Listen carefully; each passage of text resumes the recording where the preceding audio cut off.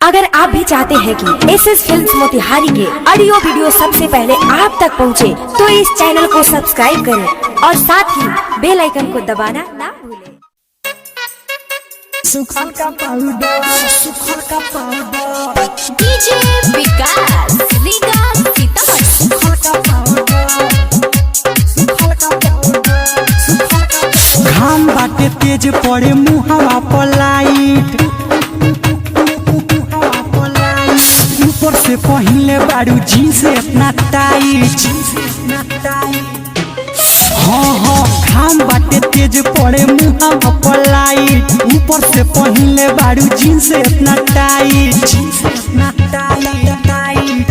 चीज भीज के हो जाए तारा तोर तो लगा ली हो सुखल का पाउडर। गोरी गोरी नहीं लसर फसर तू लगा ली हो सुखल का पाउडर। सुखल का पाउडर हो, सुखल का पाउडर हो, सुखल का पाउडर। चीज भीज के हो जाए तारा तोर तो लगा ली हो सुखल का पाउडर। गोरी गोरी नहीं लसर फसर तू लगा ली हो सुखल का पाउडर।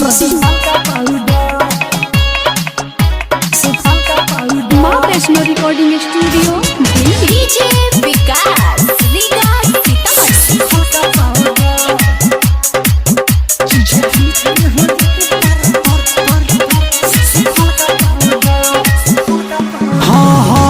गर्मी के मौसम बाटे राखो बचा के, मोह के नु लागी भीतर ओजिया के।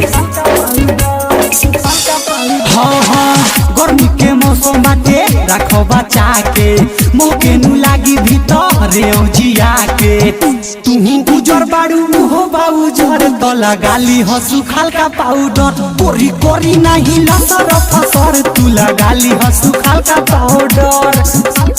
डीजे विकास रीगा सीतामढ़ी। माँ वैष्णो रिकॉर्डिंग स्टूडियो दिल्ली। आए हाय इंजन फेंकत हुई तोहर नुधा हो, निर्मल जोगेश के तू मानो सलाह हो। इंजन फेंकत हुई तोहर नुधा हो, सौरभ जोगेश के तू मानो सलाह हो। पिया परदेसी के परी ना नजर तू लगा ली हो सुखल का पाउडर। चीज भीज के हो जाई तारा पर तू लगा ली हो सुखल का पाउडर। माँ वैष्णो रिकॉर्डिंग स्टूडियो दिल्ली।